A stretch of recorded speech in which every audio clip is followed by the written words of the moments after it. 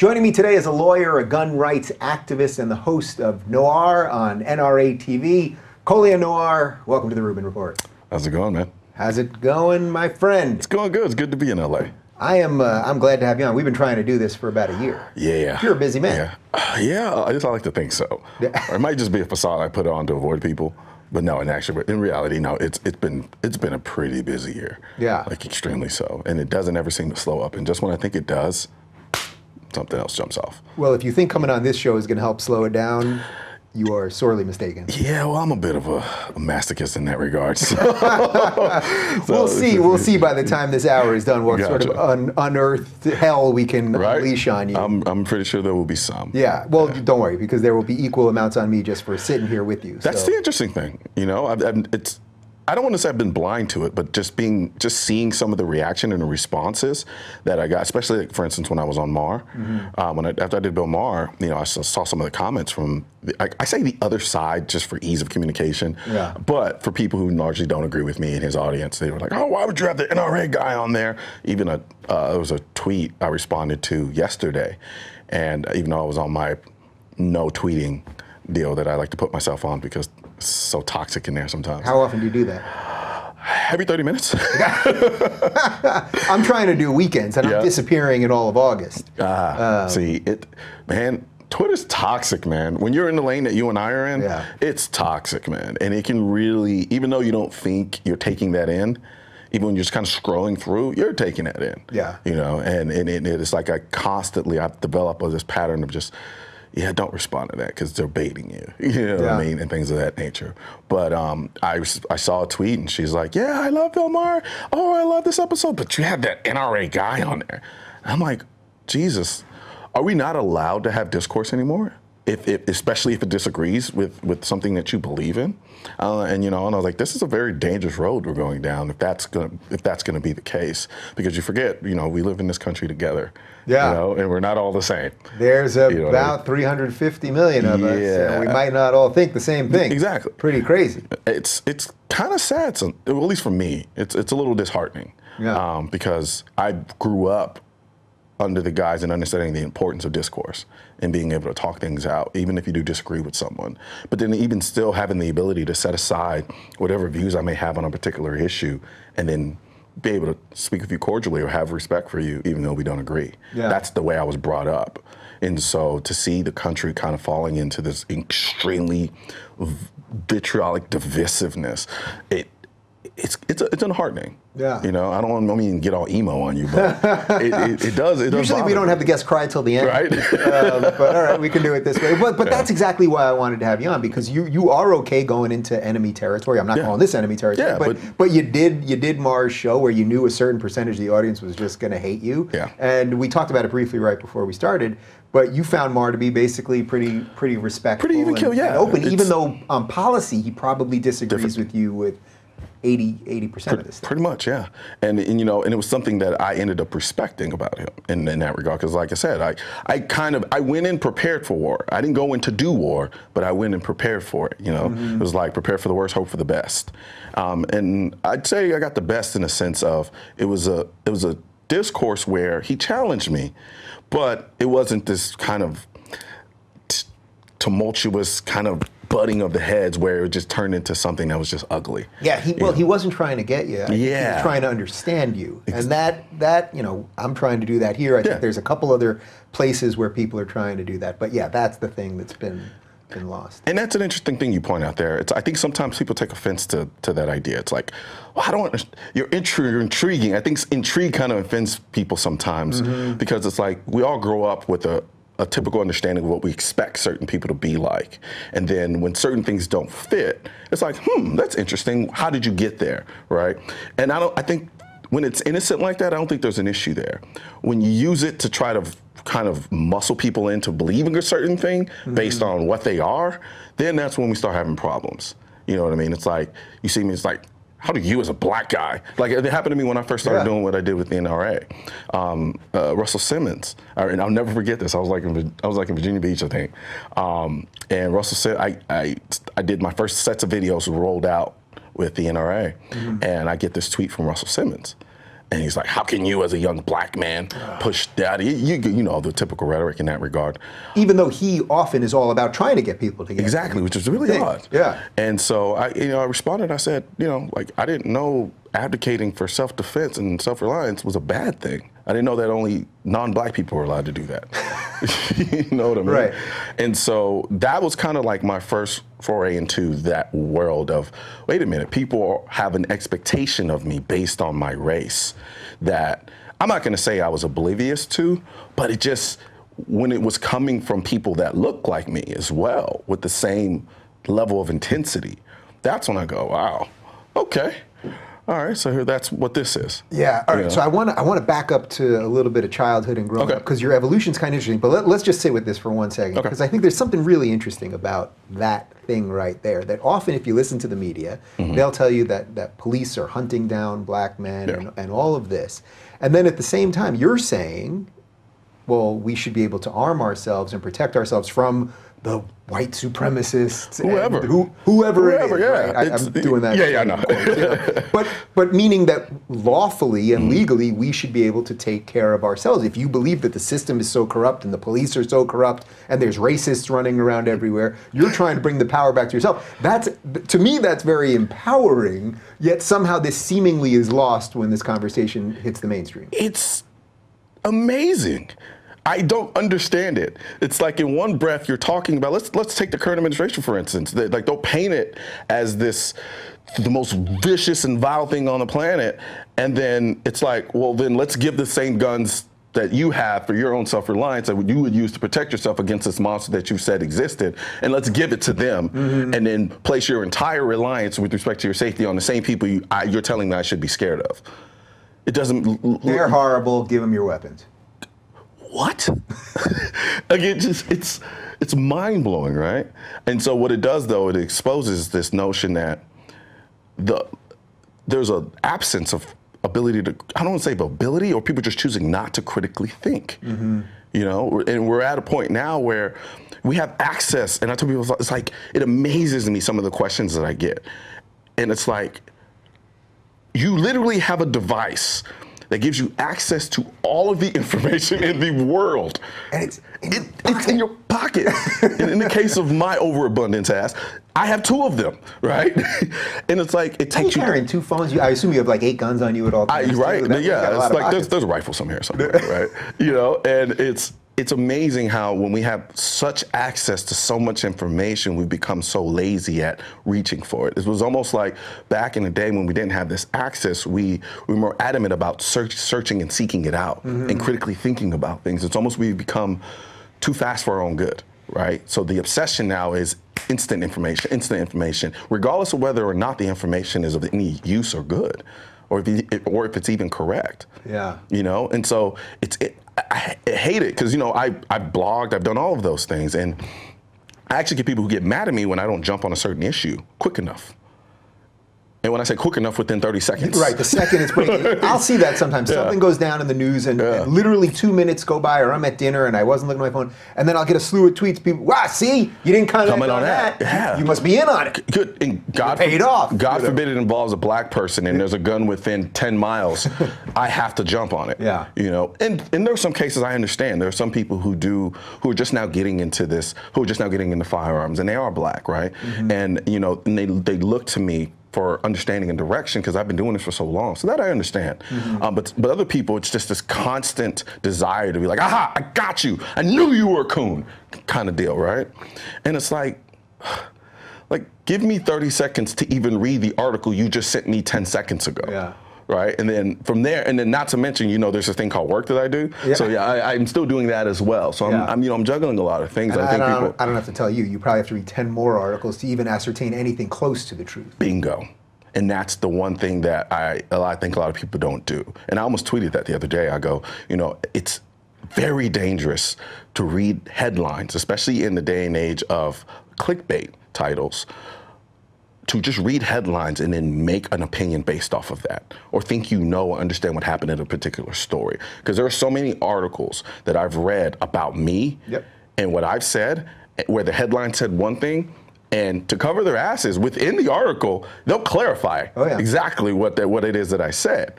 But they're banking on the idea that people are just going to read the headlines and then run with that. Yeah. And so it ends up making a fool of people. What's your personal policy on that, about how to respond to that? Do you go all in on the fight? Do you ignore it? Because this has happened to me a lot. Just in the last week, Daily Beast said I was an alt-right cheerleader.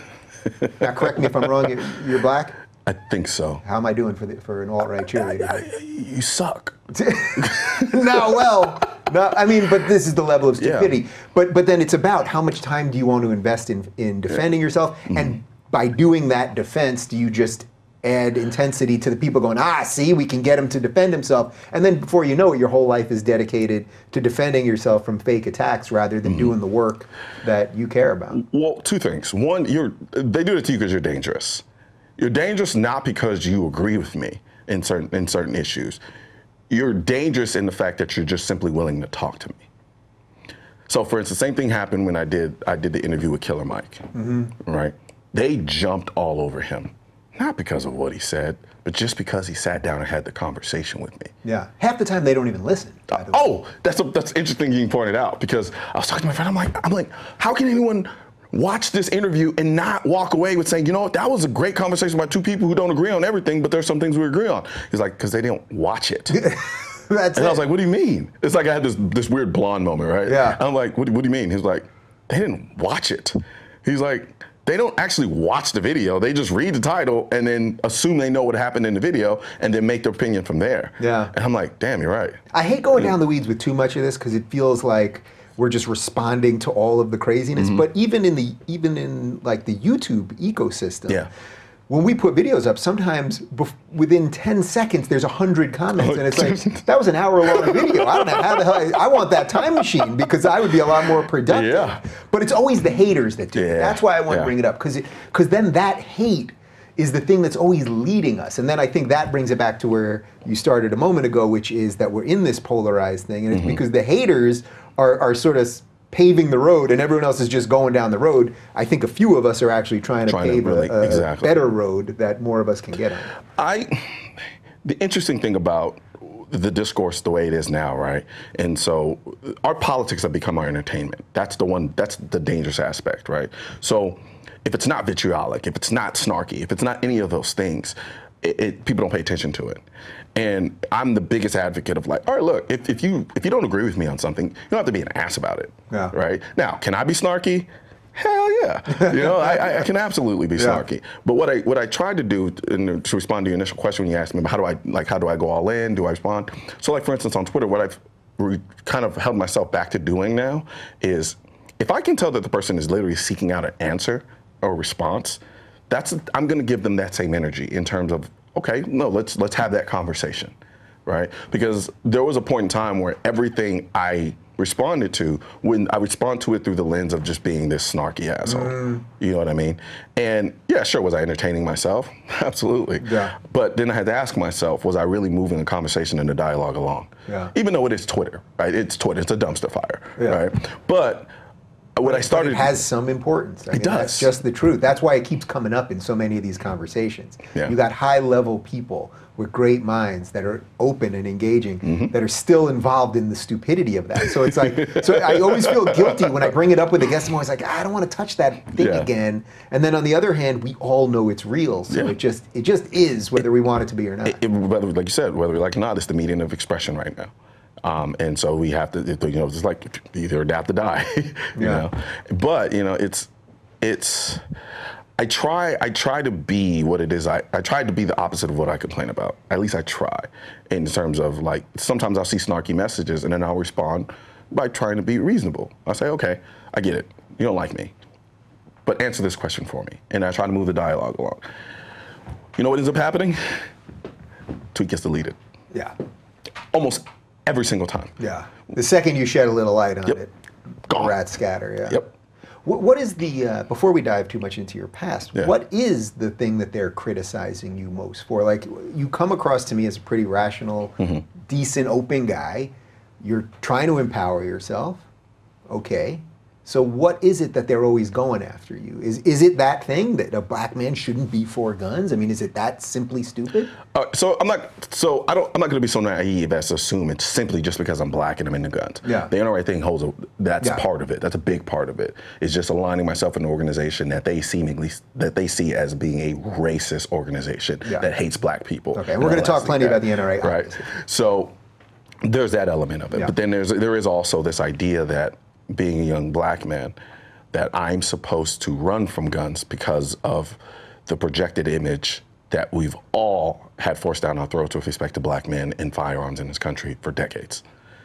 You know, black man with a gun, he's a thug, he's a drug dealer, he's a gangbanger, period.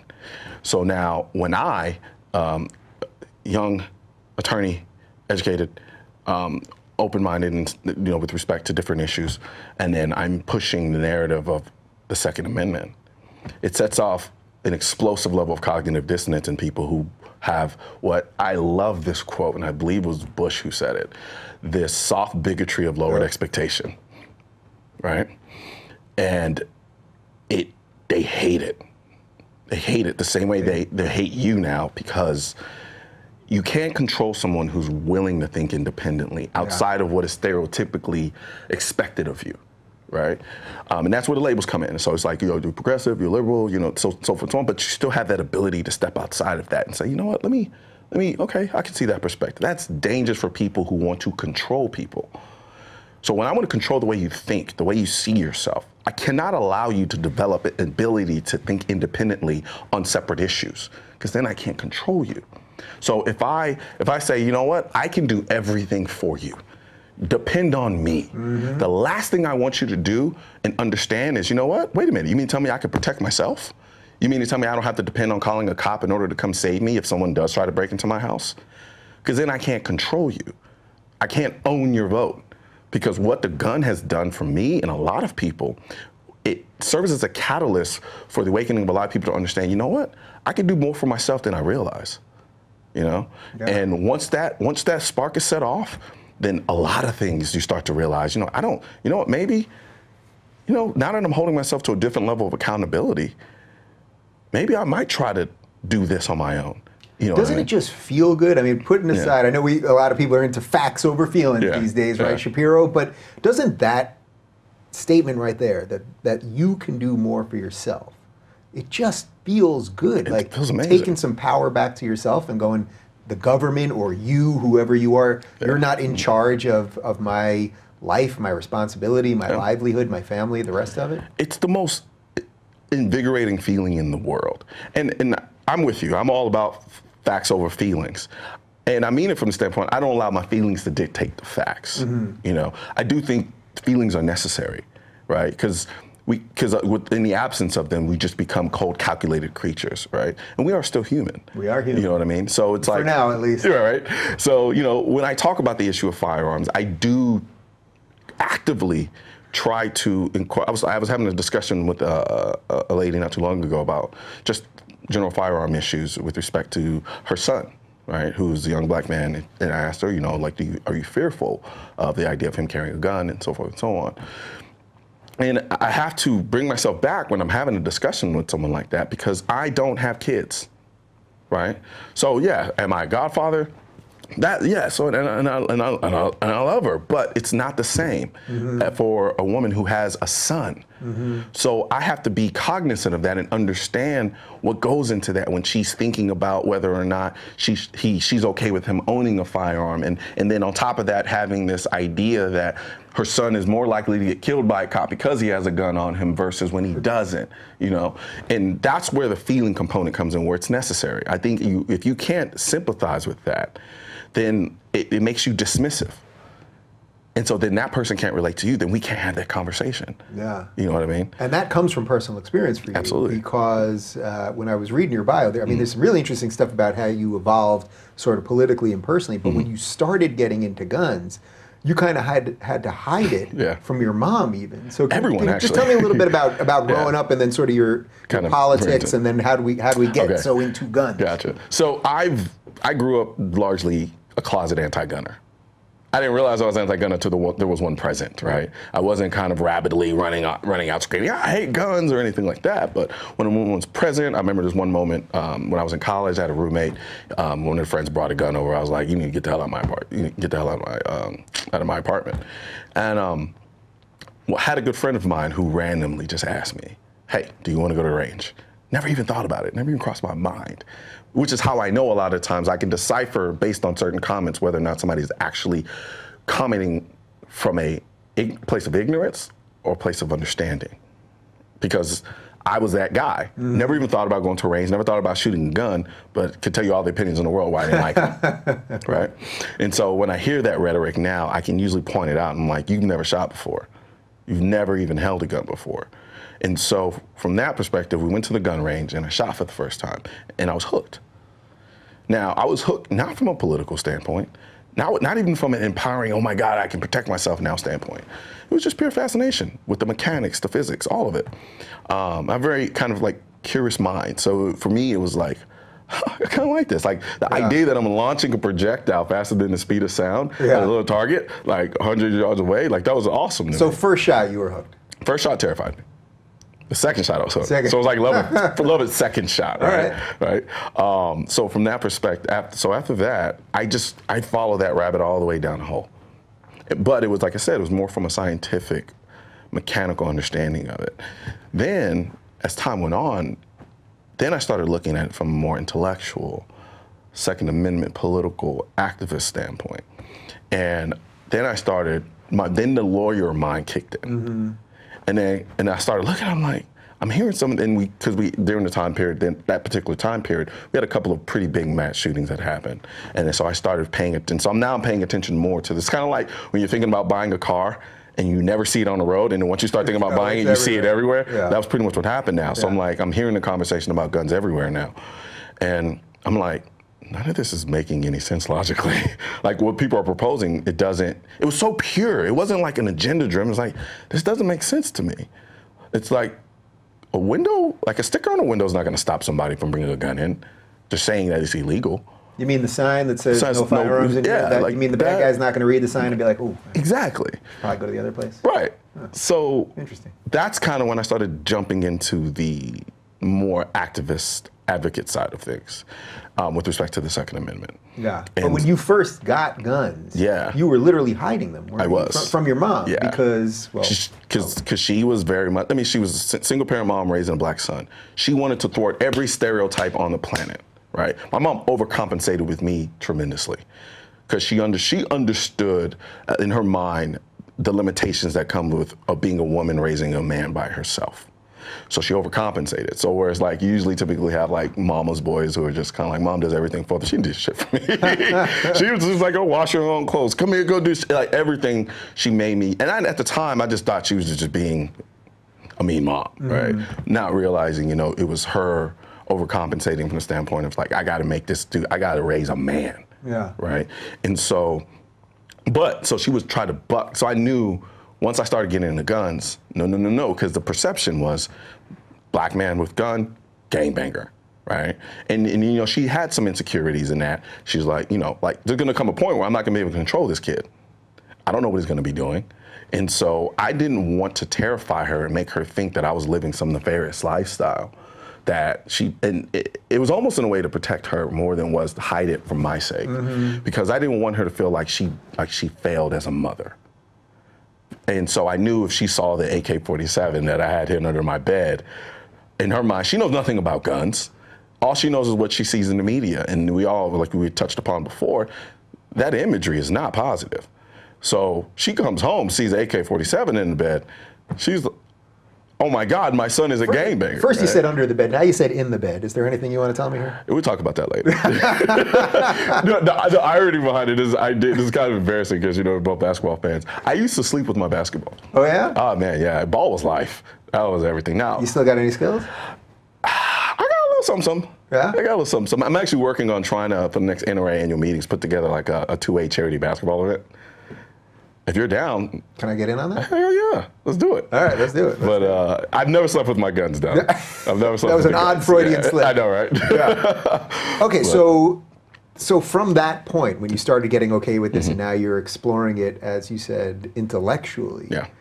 How long before you were really an advocate for this stuff? Because you always sort of wanted to fight for something. That seems to be a theme with you for a long time. It was that's what I wanted to do. I wanted to be an advocate. I wanted to be in the courtroom defending people.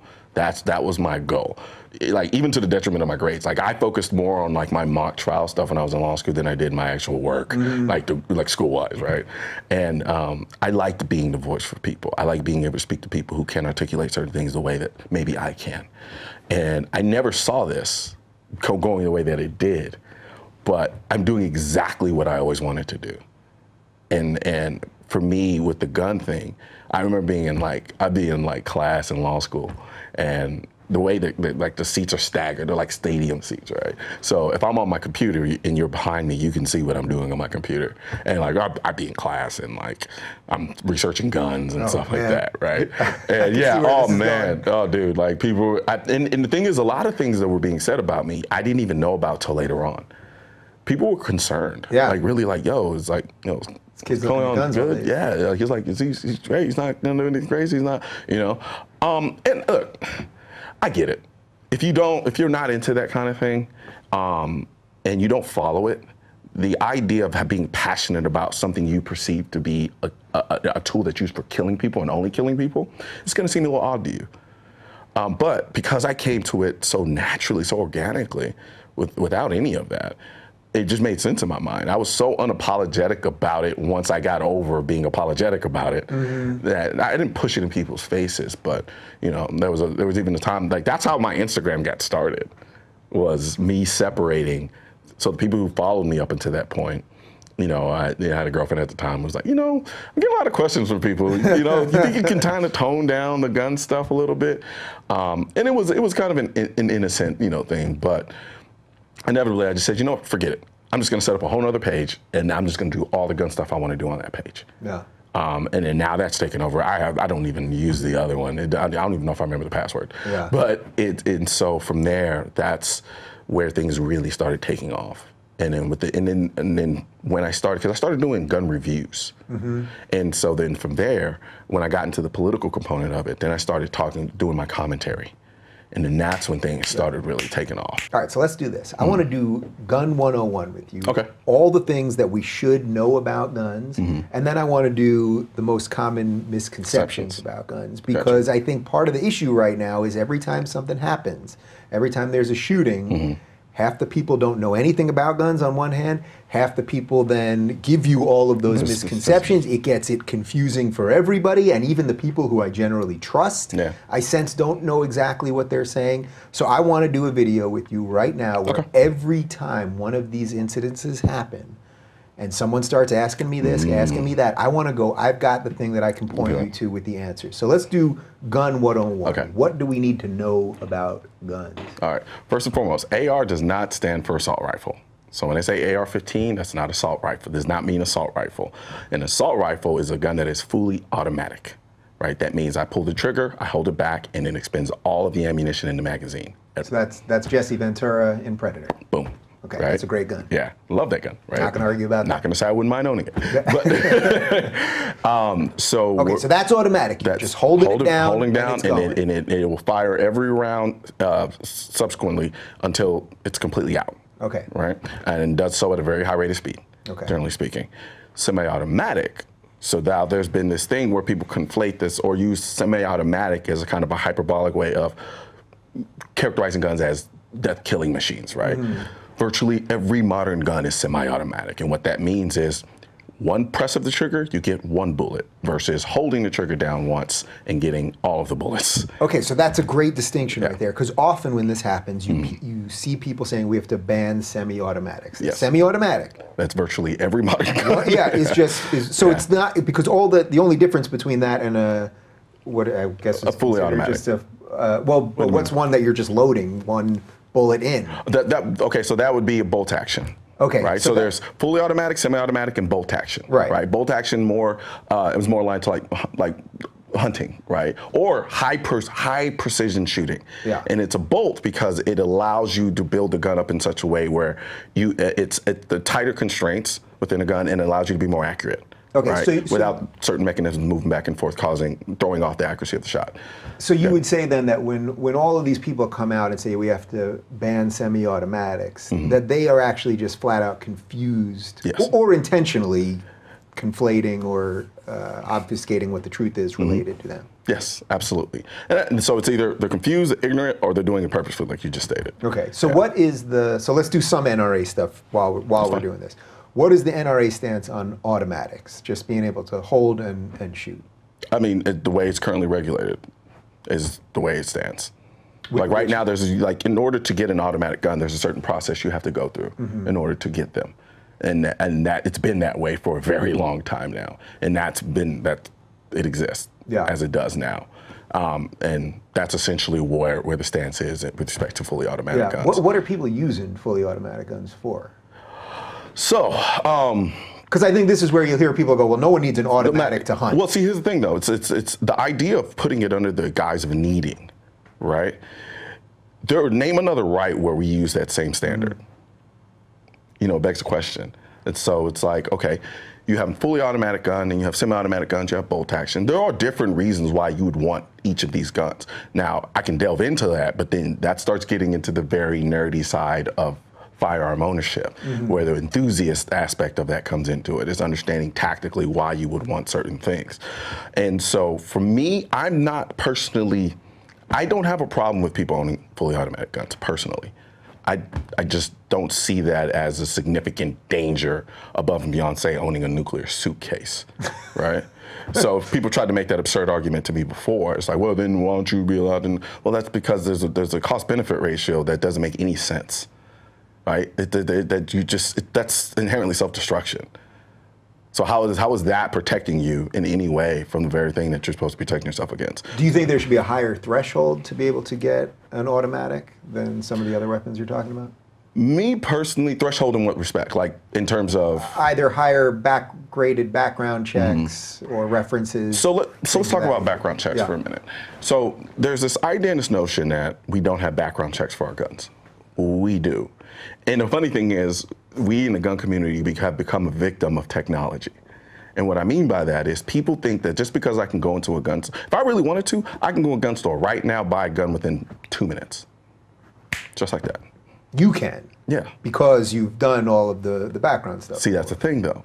I'm undergoing the same processes. Right. So I go into the store, I find a gun. I like this gun. I say I want to buy this gun. I fill out the form 4473, which asks me a series of questions. Then they take that information and they submit it to the FBI database and they do a background check. But it happens instantly because technology. Right? It's interesting because there's a lot of people who feel like I should undergo some type of CIA investigation before I buy a gun. The same people who also hate the government. Exactly, right? So when the instant aspect of the background check causes people who don't know very much about the process to think that there isn't one, right? Just because I can buy the gun easily doesn't mean it was done thoroughly. You know what I'm saying? I underwent the background check. There's a system there. They checked it against the system. If I don't have any felonies or anything that prevents me from owning that firearm, I'm allowed to buy the gun. Okay, so when people say there are no background checks or the background checks aren't tight enough, or however you want to extrapolate that, is there any credence to any of that that you can? So now let's talk. So I think what you're kind of going into is universal background checks, right? So when they say universal now they do conflate these terminologies. Universal background check is a very specific statement. It's not like saying Coke, right? Because people hear universal background checks and all they hear is the background check part. That universal means something. And what that means is it's a requirement that on every single transaction you have to undergo a background check, even private transactions, right? So right now in California, if I had a gun, right, I can bring a gun into California, I just can't carry it. But you're like, hey, you know what, Collins, I like that gun you have, right? I want to buy it from you. In California, I can't sell it to you, right? Now, here's what I can do. I can say, all right, cool. When I get back to Texas, I'll transfer the gun to a gun store here in California if it's on the specific list that allows you to actually own that gun. Right, because California has a designated list. Exactly. Okay. Yeah. And then you would have to go to the gun store and then buy it, right? Now, let's say I decided to give you the gun anyway. privately, right now, in this room, no one else is here but you and I sell you the gun. You want me to show the cameras? Yeah, I mean, I don't have any plans on going to jail. And I sell you the gun. And then let's say you have the gun. What is there to check against? What database is there to check against to determine whether or not you got a background check for that gun? Now, I just conflated two issues right now. Yeah, right? yeah. So, well, if we did it on the DL, there's nothing. There's no way. Yeah. And that's what the whole concept of the universal background check is. It is to require a background check for every private transaction. Now, legally, right now, I can't do it. But like in Texas, I can sell a gun to a friend. And as long as I know he's not a prohibited person and I know he's not a felon, I can sell him that gun. No problems. Mm-hmm. That's completely legal. What the universal background check idea suggests is he should be required to undergo a background check before I can sell him that gun. Mm-hmm.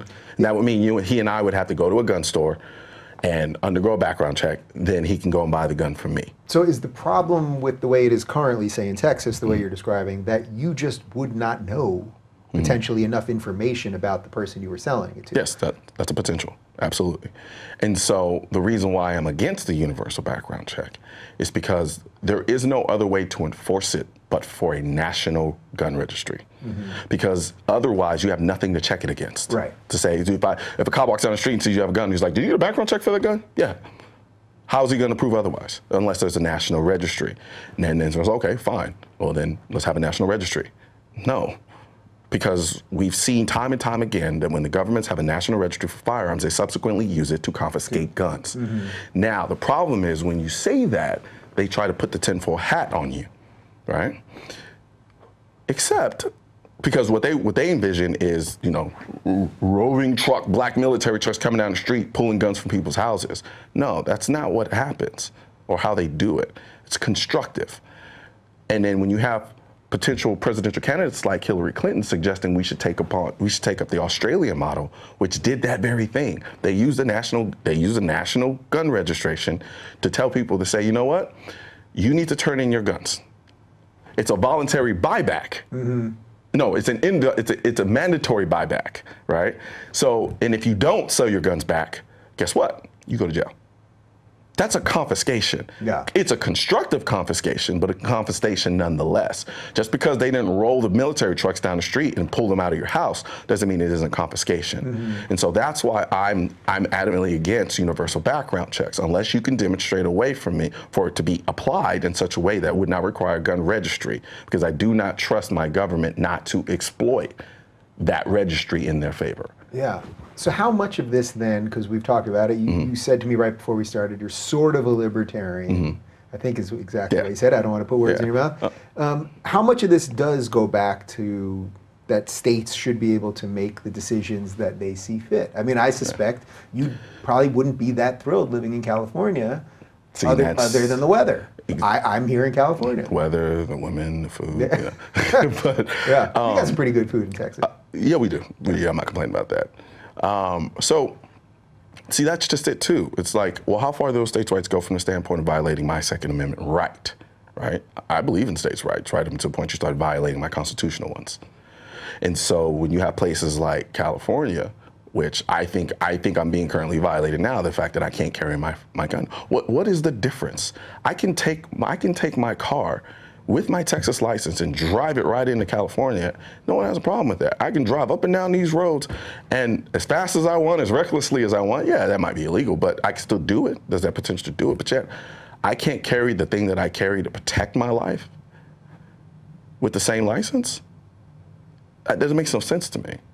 Like, am I in any less danger here than I would be in Texas? If anything, I can make the argument that there's more danger for me here in that I don't know the area very well. So in a weird way, you're actually making a non-states' rights argument here, right? Mm-hmm. Because if you're saying you want the same thing everywhere, that's not a states' rights argument. It's not, right? But that's what I'm saying. Yeah.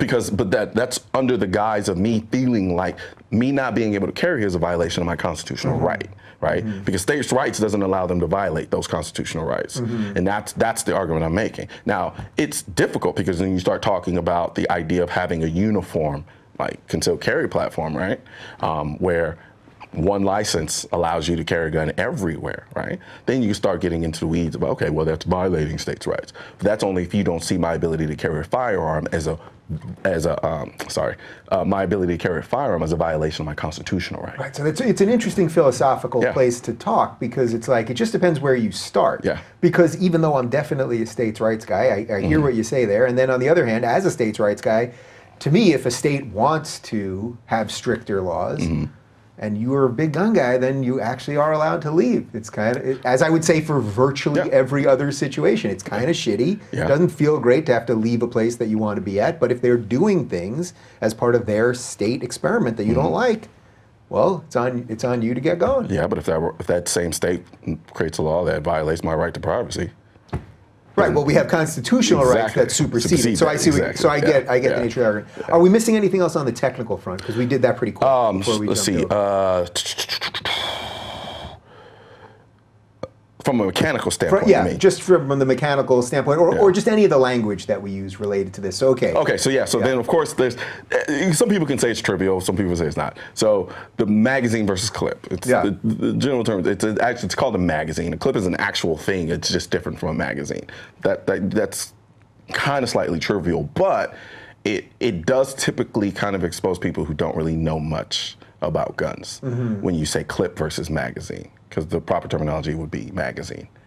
As far as any other mechanical components. So what do I need to know about the magazine then? Well, that's just terminology. It is semantics, right? I don't always go about correcting people because I feel like it just creates it kind of makes me look like an ass to a degree. No, but that's why we're doing this. And I want to clean some of this stuff up.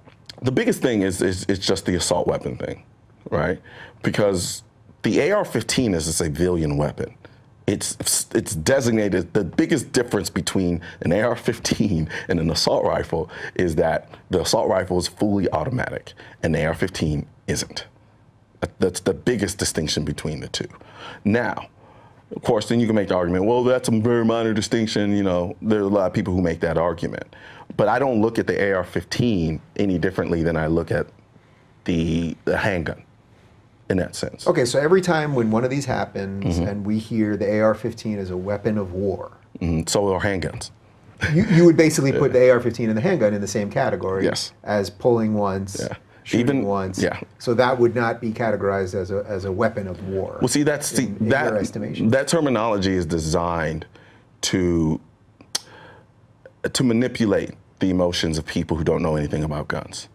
So when you hear, if you don't know anything about firearms and you hear he used a weapon of war, technically speaking, all guns are weapons of war, right? Swords can be weapons of war. Exactly. Yeah. So, but what that does mentally, like they understand language very well. And I say they like they're like not even human. But but in terms of I call it the anti-gun side of things, they understand the use of language very well. And they confuse it purposely. So when you hear someone who doesn't know anything about firearms, think about it. Like if I'm already kind of, I'm a little scared of firearms, and then I hear he used a weapon of war, what image comes up in your mind? It's Rambo, you know, he's running down there just going crazy. And that's exactly what he's doing. But he could do the same thing with a handgun. And so the biggest thing that I like to, when I'm having these conversations with people is, we're gonna walk away with two trains of thoughts. I'm either gonna get you to admit you just want to ban all guns, or you can see my perspective. Because if you're willing to say, you know what, we need to get rid of all the assault weapons as they understand them to be, which is essentially AR-15s. But now it's actually become even more broader, like we need to get rid of all semi-automatic weapons, right? And that's virtually every modern gun. So let's say they want to ban AR-15s. AR-15s, the rifles aren't even used. Like the percentage that rifles are used in actual shootings is so low and marginal, it's unreal. So then why are we focusing on that? But, okay. So then what are most shootings? They're handguns. Yeah. Right? So if we get rid of that, and we got rid of AR-15s, and then we have another shooting that happened, because our most deadly school mass shooting was Virginia Tech, and he used a handgun. So then what happens if that happens again? So now what are you going to ban? You're going to ban the handgun? And that's when you're stuck having to confront the fact that, okay, either you really just want to ban all guns, or you understand that the distinction is irrelevant, right? We've got to get to the absolute point of issue and why these things are happening. And focusing on the gun is doing a disservice to the conversation. It sounds like I'm using a bigger issue as a scapegoat. But in reality, if you really sit down and think about it, right? We have over 300, close to 400 million guns in this country. They're not going anywhere. Mm-hmm. And understanding that, you've got to then sit down and say to yourself, all right, if we're going to try to fix this issue of gun violence or just violence in general, we've got to get to the root of the issue of why people are doing it. And then understanding that, staying within the context of reality, we've got to understand, well, in the process, I still have to protect myself. And because people are still going to be able to get their hands on guns, whether they're legal or not, and use them to commit crimes and to threaten people's lives, I've got to be put in a situation to defend against that. So you can ban all the AR-15s you want, doesn't mean it's going to stop somebody from getting one on a black market. So now, yes, I don't run from the fact that the AR-15 is a more powerful platform. That I agree with. And I don't run from that. There are going to be people who are going to be mad at me for saying that. But the reason why I don't run from it is because that's the very reason why I want an AR-15. When it comes to defending my life, I don't want it to be a fair fight. Period. I don't want to have to confront someone with an AR-15 with a handgun if I don't have to. If you come in my house, I'm not grabbing a handgun. I'm grabbing an AR-15. See, we have this strange thing. It's like when people will say, okay, well, the Second Amendment says the right to bear arms, and then they'll put up a picture of, the type of arms that existed way back when. And it's like, well, then we should have the right to that, because that's what they were talking about. And it's like, this is so disingenuous. It's very disingenuous. It's like they were also talking about why you should be able to form a militia, and it's like, the thing that we'd be fighting against now has a lot more power, and it doesn't mean that just because you have some guns, you're going to be able to stop the guys in the black trucks, as you talked about earlier. But maybe you could defend yourself a little bit longer, and who knows what happens with a little bit of time. I mean, if we're going to be real with it, they're still fighting in Afghanistan, and those guys over there are just using AK-47s. You get what I'm saying? So, like, we can't, just because we're going to lose doesn't mean we just lie down and do it, And the whole notion of, like, man, I just lost my train of thought. This idea of owning firearms to combat the government, and they think it's preposterous. But I'm like, ask the people in Venezuela. What's going on and there? again, these are now the people, at least in this current moment, the people who say that the government is run by Orange Hitler. Exactly. And man, it really, well, this is a good spot to, I think, change some minds. And as I said to you before we sat down, I've never considered myself a gun person per se. I'm always interested in talking about these things. But I do find myself now more pro-gun. It's probably not even the right phrase to say than I've ever been in my life. But that, for me, it has more to do with that I'm really understanding what rights are in a much clearer way, and what I want the government to do and not to do. And once you understand that, then it's tough. It's tough to take other positions. It is. So is there anything to you that, when they always say sensible gun control, and I'll always see the pro-gun people will say, well, the people that always say that just don't know what they're talking about. Now, I sense you're probably in that spot because that you were just saying what they do with language. So sensible gun control. Most of the time when people say that, they actually advocate things we already have. So background checks. Background checks, things of that nature, right? And then you have other language like the gun show loophole. Yeah, let's talk about that. That's not a loophole. All that is a private transaction. That's all that is, and it's just happening.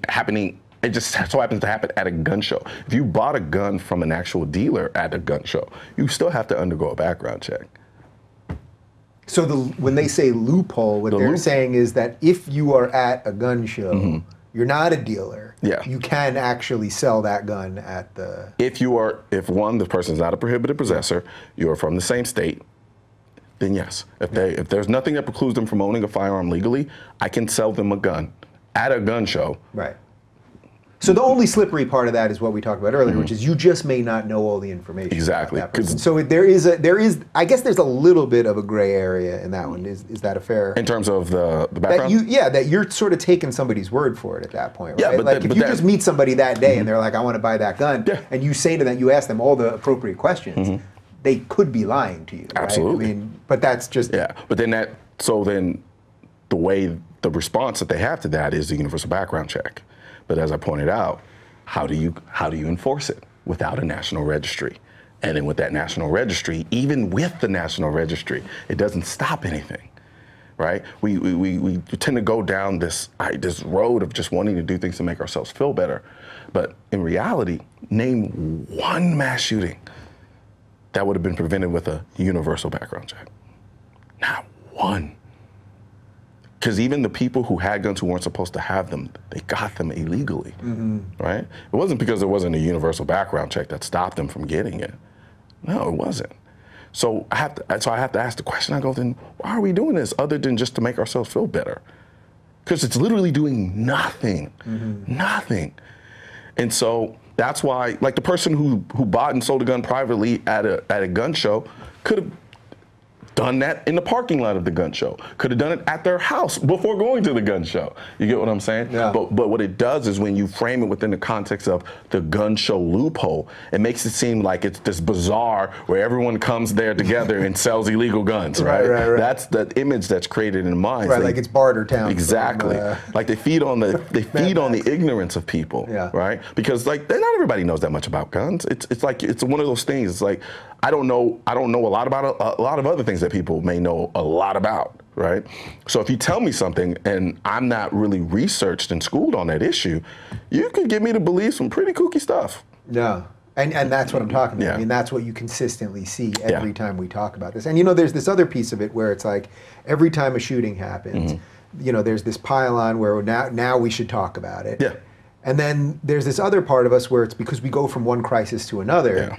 That there's never it seems to me at this point we never really have time to really ever fully unpack any of these things. I think there's moments like this, but on a national level, we're not particularly good at these conversations. No, because then what it does is it just turns into a political sparring match. Yeah, I mean, right after the last shooting, and when Dana Loesch and Rubio were on that CNN town hall, I mean, it was. You mean the gladiatorial fest? It was a disaster. I mean, it was everything I hate about cable news. It was everything I hate about just the quick bites of all of this and flashiness and just who can we take out right now. It was a disaster. And I said it and I pointed this out. How can we have a real honest conversation when they try to paint pro-gun people as crazy when we say, no, the ultimate goal is to ban guns?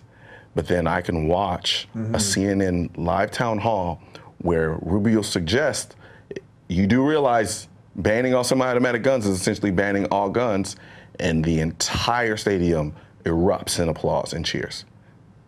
Yeah. So then it Rubio said exactly what you said here. And they started cheering.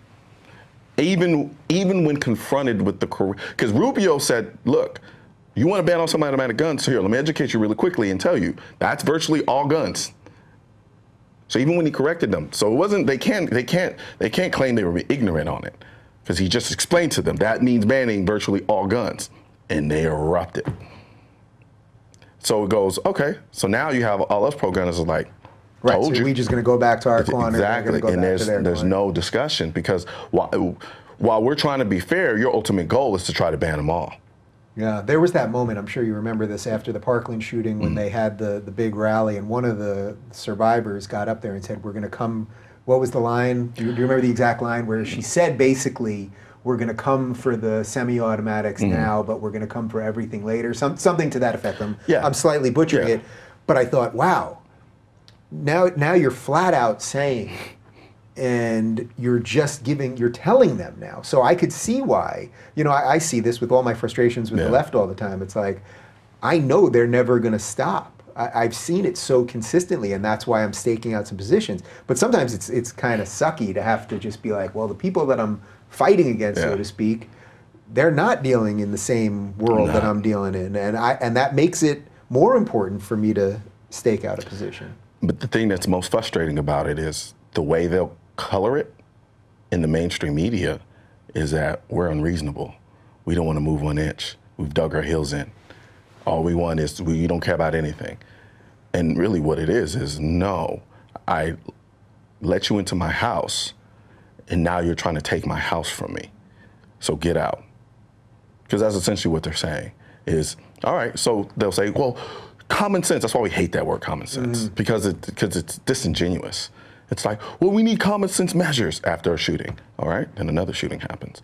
We need more common sense measures, and another shooting happens. We need even more common sense measures.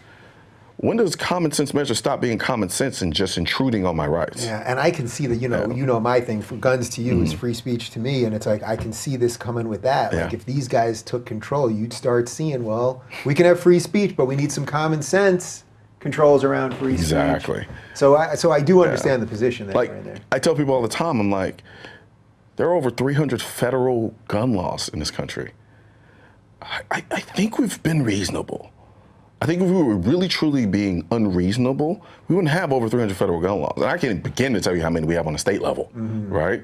So it's incredibly disingenuous to think that we're just being hard asses who don't want to move 1 inch on the issue, right? No one's saying it should be a free-for-all where we're just handing out guns to everyone like Oprah, right? I don't think anybody has a problem inherently with background checks. Now, when you start talking about universal background checks, that's a different thing. But since they never want to make that distinction, right? No one ever knows that. Yeah, then you can't. Exactly. And then the idea of, like, we can talk about gun-free zones, right? And it begs the question, it's like, what is that sticker on the window going to do for me? So now I have to make, like, people don't really like to sympathize with gun owners in the sense of, like, we all want the same result, right? We want the killing to stop. We want the violence to stop. Notice I said violence and killing, not just gun violence, right? Because we can't just focus on gun violence, because violence is violence. However you die, and it's bad all the way around.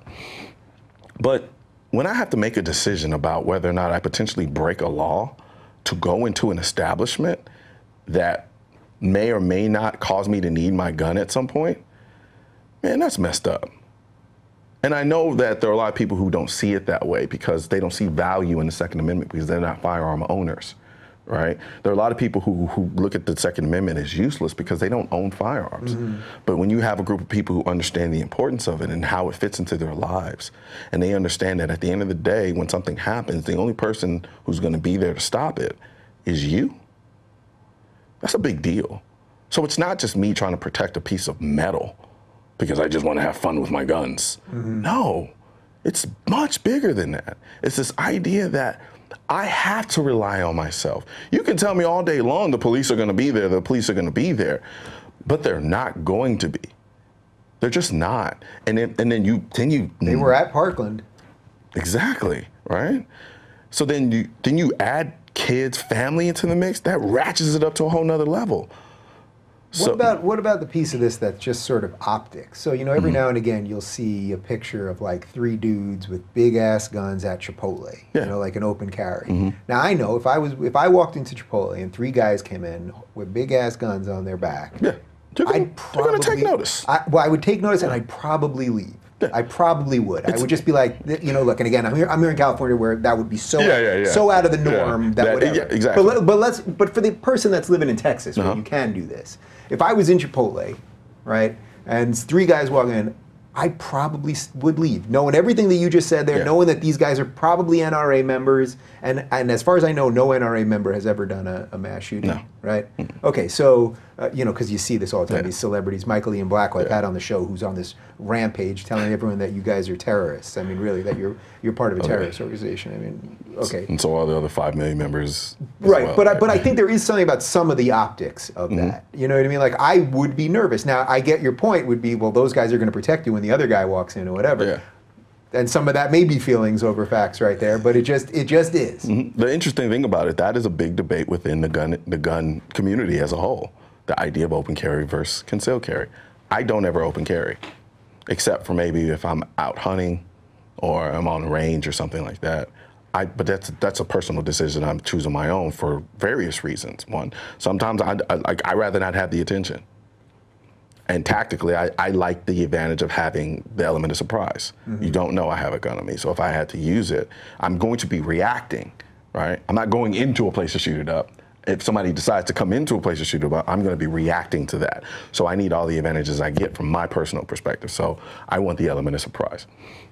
There are some people who think in the alternative. They feel like just the mere presence of that gun is a deterrent from anyone who wants to come in and do something bad. So if a guy's casing out a couple of stores and then he sees there are certain citizens in there with long guns and some that have handguns on the side of their hip, then that's a deterrent, right? I understand the alarm that people who don't necessarily engage and interact with firearms get when they see people walking around with rifles, right? Even I've seen a couple of people in Texas do it. And initially my gut reaction, and I'll admit, was like, what's going on here? Now, I'm very versed with firearms, and I have a gun too. So at that point, I actually almost welcome it. And the reason why is because if you're going to do something, I now get to see you attempt to do it. You get what I'm saying? There's a telegraph. You are in a unique case on this one. Yes, but I'm speaking from purely a place of personal preference, right? I'm not speaking on the whole for anyone else or anything like that. Me personally, I would rather like to know you have it, right? If I can see it, because then I know where to focus my attention versus me kind of being lulled into a state of complacency because of its absence. And then all of a sudden somebody stands up and decides he wants to shoot the place up. And then I have to react to that. But again, that's tactics, right? That's just personal preference in that regard. However, I do understand the alarm that somebody would have seeing 3 guys walking to Chipotle with rifles, because it seems, seemingly, especially to them, it seems like that's a bit excessive. Yeah. I'm not gonna lie to you. If I can conceal carry a rifle, I would, because it's better at defending me than a handgun was. The only reason I have a handgun is because it's small enough for me to conceal, and it allows me to live my life uninterrupted. Otherwise, I'd walk around with a rifle. Okay, so we can't end without doing sort of what I think would be the big question for everything we've talked about here, and for someone that works with the NRA and your shows on NRA TV and all that. So what is going on in America right now that seems to be unique to our society?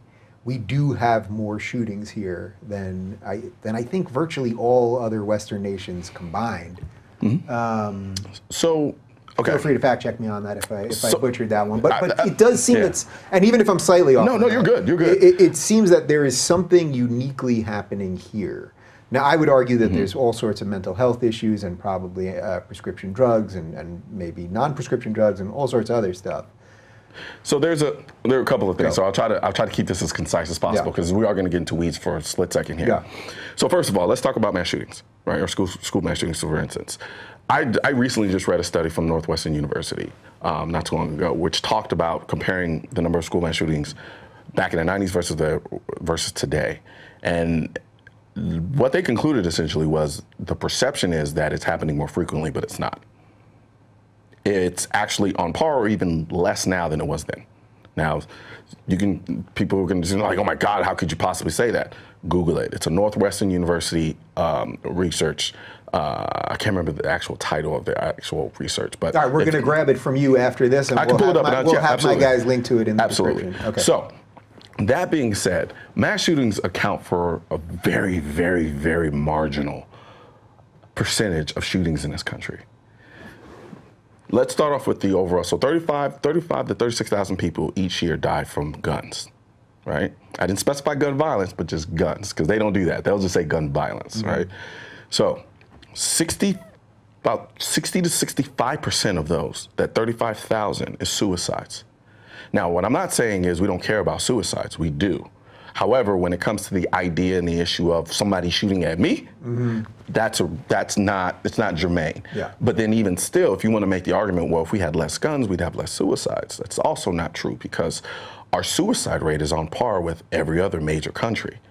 So if it was the case that the more guns you have, the more suicides, we'd be leading the charge. We don't.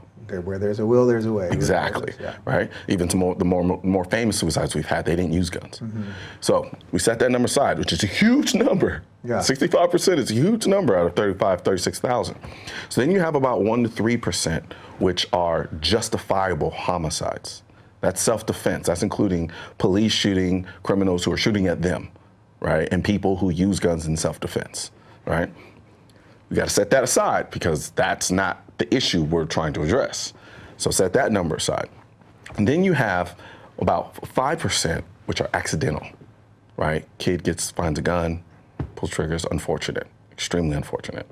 However, I believe personally, half of that could easily be addressed with more education. So if we took the energy that we that we place now on trying to vilify guns and have national campaigns teaching people about gun safety, that will cut that number in half. Because a lot of these accidents are easily preventable, but they're just people who have guns who just don't know. And so if we spent time educating those people. Do we know what percentage of that subset is getting those guns legally or illegally? Because I would imagine that a lot of it's probably illegal, which is why they don't know how to use the gun in the first place. I'm not going to assume I have that answer, because I don't have that hard number. Yeah. But I do feel comfortable assuming that as well. Yeah. Right. And so if we take the accidents and set that aside, purely homicides, we're looking at around 7,000 to 10,000 every year. Right. Now that's a different looking number. Right, when we've accounted for all of the context here with those other shootings. Now, the vast majority, I'd say close to 80% that I've read in a couple of articles, of those homicides are happening in the inner cities of our country. Right? So then reason goes, all right, so let's look at those inner cities and let's look at the dynamics there, right? You have low jobs, lack of economic opportunity, destroyed households, and a narco economy that but creates the necessity for this type of violence. So if we dealt with the socioeconomic aspects of what's going on in those areas, right? Do we really have a gun problem? Because think about it. I know other communities filled with black people. They have guns. They don't have the same level of violence. Because I only say black people because most people associate the inner city with black people, right? But the reason why we have that high level of concentration of violence is because of the conditions in those environments. And then even within those communities, the vast majority of those people in those communities are good people. And it's a very minor group of people who are creating a large number of the violence, right? So there's something to be said. Do we really have a gun problem, or do we have a socioeconomic suicide problem in this country? Because at the end of the day, this 35 to 36,000 that people are assuming is all gun violence by way of homicides, people shooting at other people to kill them, it's not the case. We're looking at closer to 7,000 to 10,000, if that. And so if you take those numbers and you compare them to other countries, then how does it look? To be continued. Yeah. Well, I'm so glad that we finally did this, and we will definitely do this again, because I think this story and everything we've talked about here is just going to continue. I mean, these are the battles that we're now fighting on many fronts related to the Constitution and free speech and free expression and your ability to own your life and all that stuff. And that's all we ask is this is just let me. And I'll say one last thing. Yeah. There are a lot of people who was like, why do you feel the need to carry a gun? Why? Like the chances of you needing to use that gun to protect yourself are like 1%. And the answer I have for that is this. You may be right. The chance of me needing to actually use my gun to defend myself may be really slim, maybe 1%. But if that 1% happens, it's 100% of everything. The consequences are 100%. And that's why it's so important. Yeah. All right, well, that's how you end the show. You know, maybe we'll do this next time. Maybe we'll bring you on with someone on some of the other side of the issues on this, and we'll talk. And we'll have that conversation. Sounds like a plan. All right, for more on Colion, check him out on Twitter, Mr. Colion Noir.